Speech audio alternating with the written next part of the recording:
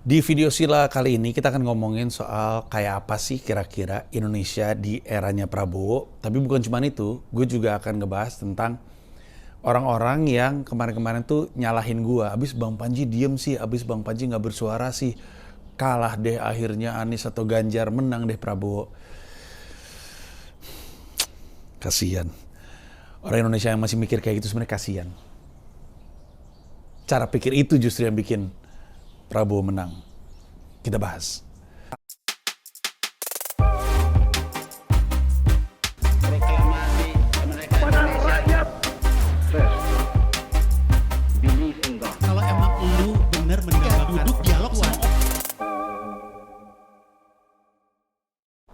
Oke, jadi seperti yang kita sudah ketahui, ini mah nunggu momen aja Prabowo dilantik. Tentu ada banyak usaha untuk mencoba membuktikan kecurangan Pak Prabowo dan Ganjar. Ini ya orang punya hak aja. Kemarin juga waktu Prabowo kalah juga Prabowo bilang curang. Prabowo berapa kali? 2 kali bilang curang. Dan memang ada indikasi kecurangan memang. Bahkan pada masa itu. Jadi ini lucu deh. Kan gini ya, 2 pemilu sebelumnya, 2014 dan 2019. Kubunya Pak Prabowo ngomongin bahwa kubunya Pak Jokowi curang. Indonesia nggak ada yang percaya. Sebenarnya memang ada indikasi-indikasi tersebut. Cuman orang Indonesia nggak percaya. Karena nama Pak Jokowi lagi bagus, dan Pak Prabowo ya gitulah, selalu dapat stigma the bad guy lah. Jadi waktu itu mereka klaim menang aja dulu, ya kan? Sujud syukur lah, disebut Pak Presiden. Sebenarnya memang pada masa itu tuh ada indikator-indikator kecurangan. Walaupun dalam prediksi gua tidak cukup besar untuk bisa mengubah keadaan sehingga jadi menang. Walaupun ya memang marginnya tipis, tapi maksudnya nggak selebar sekarang, tapi intinya kecurangan itu dituduhkan sama sisi Prabowo terhadap Pak Jokowi. Ada banyak bukti yang mengatakan memang ada kecurangan, tapi nggak pernah terbuktikan. Sekarang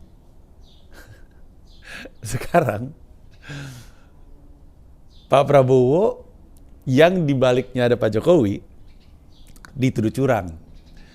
Dalam sudut pandang gue, untuk teriak-teriak sekarang agak terlambat.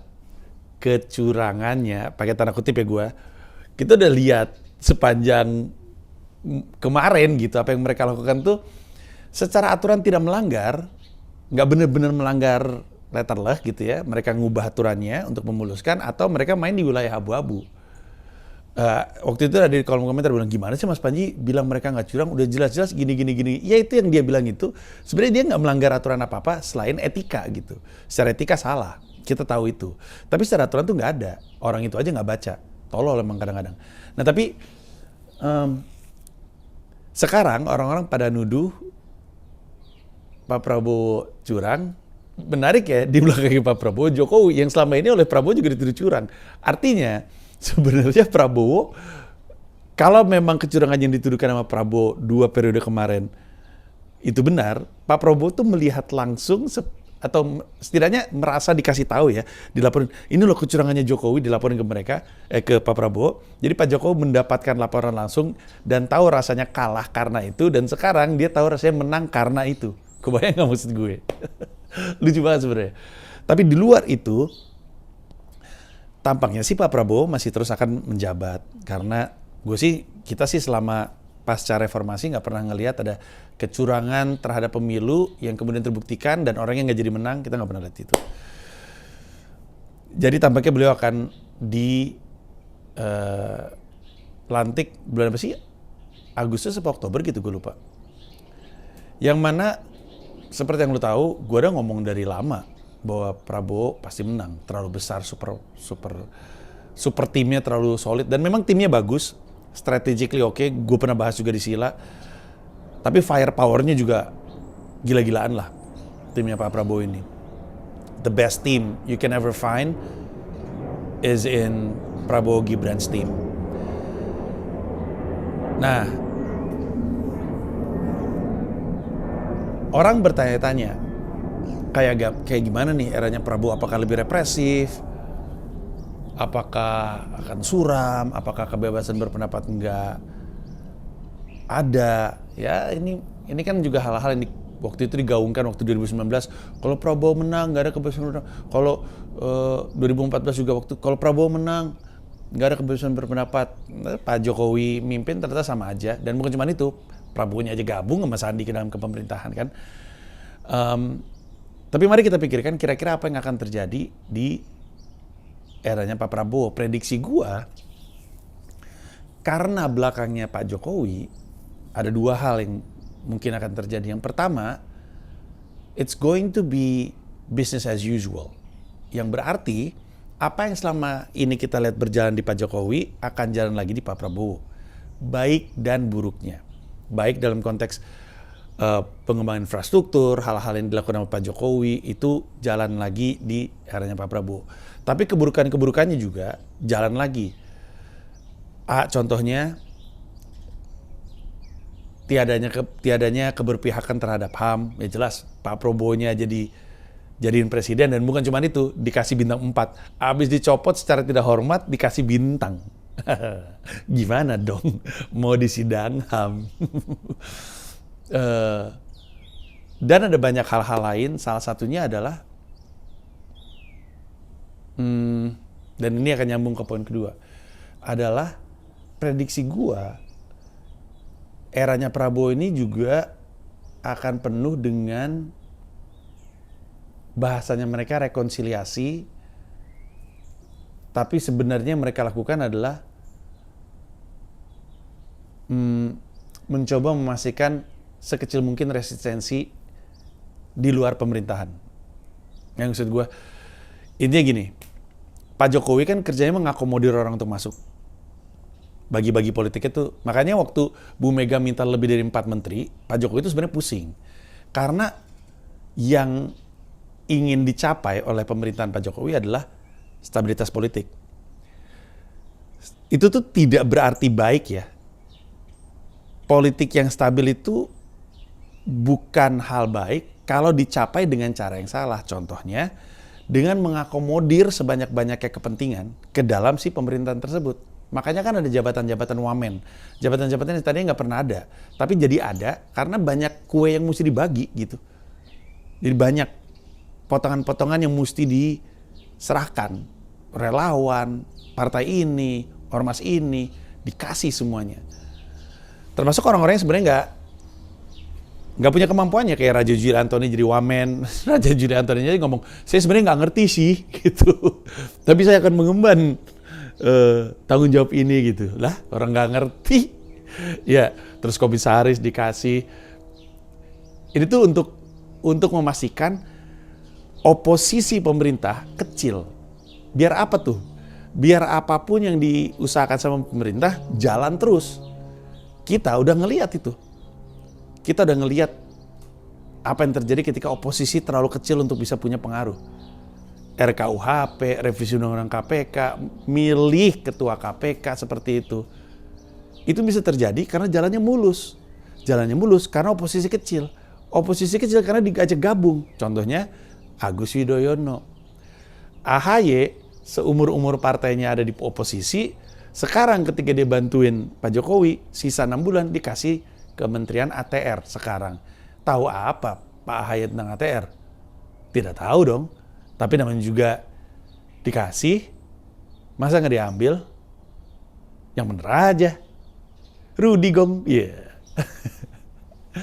Nah, rekonsiliasi yang sebenarnya adalah usaha untuk mengecilkan oposisi inilah yang akan terus berjalan di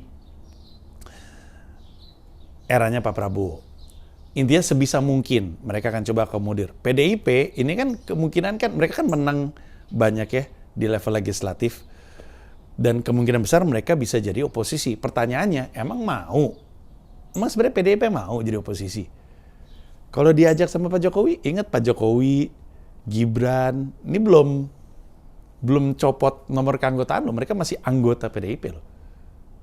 Buat apa? Kenapa PDIP nggak mecat? Kenapa Pak Jokowi dan Gibran nggak ngelepas? Untuk hal-hal seperti ini. Nah kalau PDIP yang sebenarnya punya peluang untuk jadi oposisi ternyata gabung juga, sama persis seperti Pak Prabowo dan Sandi dan partainya masing-masing. Sekarang misah sih, dulu kan gabung ya. Dan Gerindra sebenarnya punya peluang untuk jadi oposisi, tapi kemudian dijadiin menteri. Sekali lagi, hal yang sangat aneh, dunia nggak pernah ngeliat capres yang kalah diajak gabung kabinet. Dunia nggak pernah ngeliat yang kayak gitu-gitu. Tapi itu tindakan se ekstrim itu terjadi demi mengecilkan kekuatan oposisi, ya bisa aja itu terjadi pada PDIP. Pada saat yang bersamaan, Indonesia akan diberkahi dengan begitu bahan banyak komedi. Pak Prabowo itu, kampanye aja udah omon-omon, kampanye aja udah sorry ya, gitu.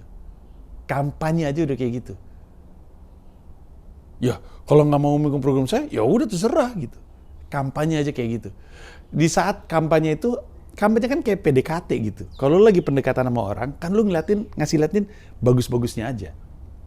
Tapi kalau jelek-jeleknya udah kelihatan pas pendekatan, ya apalagi pas pacaran kan gitu.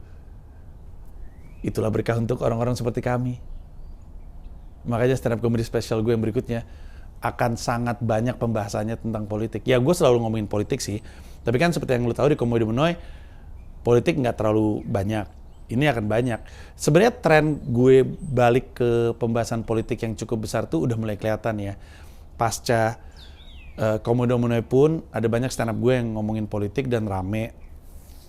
Beat-beat gue soal AHY, beat-beat gue soal Pak Jokowi dan Kementerian Pak Luhut tuh udah banyak banget. Gue diundang di banyak kesempatan untuk ngomongin politik. Gue diundang di apa tuh namanya tuh yang programnya Surya sama Jegel sama Echa sama Boah, labelnya pengamat politik. Gue diundang di Q&A ngomongin politik. Gue diundang di Trans di Bukan Numbar Janji ngomongin politik. Gue diundang di mana-mana ngomongin politik. Jadi momentumnya udah kerasa seperti itu. Tahun depan 2025 ketika gue jalan tour, udah pasti pemerintahan sekarang Prabowo, Gibran, dan mungkin Kaisang, kalau cukup worth it untuk dibahas ya, akan jadi rezimnya Pak Jokowi deh, akan jadi bahan stand up gue. Can't wait.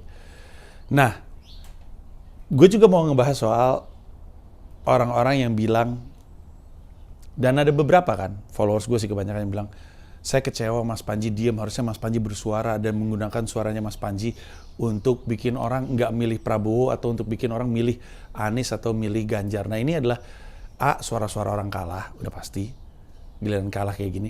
Dan B, suara orang-orang yang mikirin politik aja baru sekarang gitu. Gue tuh kadang-kadang suka kagum kalau boleh jujur sama orang-orang yang berpikir dia tahu apa yang benar gitu. Soal apa yang harus dilakukan dalam politik. Mikirin politik aja baru sekarang gitu. Orang yang pengen, karena banyak bilang, harusnya Mas Panji ngomong secara terbuka, Mas Panji dukung satu. Jadi banyak yang ikut dukung satu. Dan Mas Anies kalah gara-gara Mas Panji. Ini banyak banget yang ngomong kayak gitu. Ganjar kalah gara-gara Mas Panji nggak dukung Ganjar gitu. Banyak banget. Orang-orang ini mesti sadar bahwa berharap kepada sosok seperti gua untuk bilang dukung si ini, dukung si itu adalah persis strategi yang membuat Prabowo menang. Salah itu. Lu ngarep gua untuk ngomong pilih satu dong atau pilih tiga dong, itu yang lu harapin dari gua. Cara main inilah yang bikin Prabowo menang, karena Panji itu berapa sih followersnya, berapa sih pengaruhnya? Panji ngomong dukung satu atau Panji ngomong dukung tiga, Deddy Kobuzier ngomong kayak gitu mau jadi apa lu? Raffi ngomong gitu mau jadi apa lu? Anji ngomong gitu mau jadi apa lu? Kiki ngomong gitu mau jadi apa? Marcel ngomong gitu lu apa? Lu mau apa? Yang lo harapin dari gua itu adalah cara bermain mereka. Nggak bisa menang bermain dengan cara mereka bermain. You can't win with their style of play. Nggak bisa. Salah. Nggak ngeh pasti lu. Nggak sadar pasti. Bahwa strategi yang lu harapkan, itu kan strateginya mereka. Lu bermain dengan tempo mereka. Kalau misalnya Barcelona itu biasanya mainnya possession, main possession ball, ball possession, dominan di possession, nggak bisa lu lawan dengan lebih main possession daripada Barca. Kalah, lu punya siapa di tim sepak bola lu yang bisa memastikan ball possessionnya 75%? Mereka mainnya kayak gitu, terus lu mau main kayak mereka, ya kalah dong, tolol. Gimana sih? Nggak bisa. Itu adalah hal paling salah yang bisa lu harapkan dari gua. Dan inilah bukti kenapa lu selalu berpikir akan ada Satria Piningit yang menyelamatkan keadaan. Nggak pernah ada itu. Lu adalah Satria Piningit yang dibantu, yang ditunggu-tunggu. Lu yang harusnya ngelakuin sesuatu. Tapi lu malas, lu takut, lu khawatir, lu nggak mau mengisi kemampuan dalam diri lu, sehingga apa yang lu lakuin? Lu titipin sama orang lain. Ini tuh masalah lu. Lu punya masalah hidup, tanya sama Mario Teguh, gue mesti ngapain ya? Tanya sama Mary Riana, gue mesti ngapain ya? Tahu Bang Panji, ada ini sama ini, saya mesti milih siapa? Itu pilihan lu. Gue ada jalur karir ini, apa yang mesti saya lakukan sepanjang? Itu jawabannya lu sendiri yang bisa cari. Lu titipin keputusan hidup lu ke orang lain. Kenapa? Biar orang lain bisa disalahin.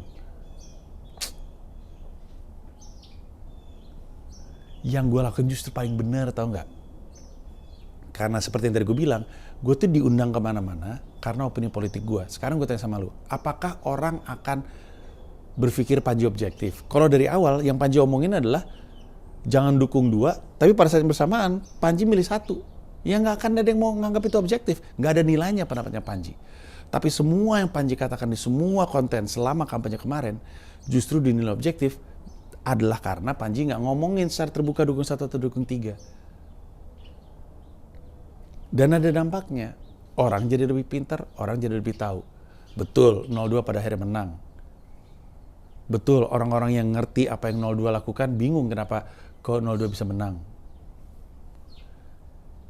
Itulah bedanya lu sama gua. Gua mah melakukan ini untuk Indonesia. Lu ngelakuin dan mengkhawatirkan yang kemarin untuk pemilu kemarin doang aja. Lu mah khawatir kalah. Lu cuma peduli menang. Gua mah peduli Indonesia. Kita nggak ada dalam tatanan yang sama. Jadi jangan nyuruh-nyuruh gue, Mas Panji harusnya ngumumin dong satu, ngumumin dong tiga. Nggak ada urusan gue. Itu lu yang pengen menang, itu lu yang takut kalah. Gue mau mikirin Indonesia. Apa yang gue lakuin hari ini, itu untuk selamanya. Harusnya Mas Panji ngasih tahu pilih siapa. Ya Allah, lu nggak ngeliat di 02 ada siapa? Itu, cara bermain itu yang lu harapkan. Apa sih? Dewasalah dalam politik.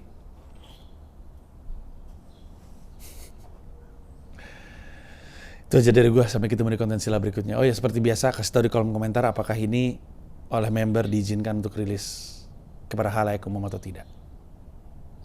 Sekian dulu, terima kasih banyak, bye-bye.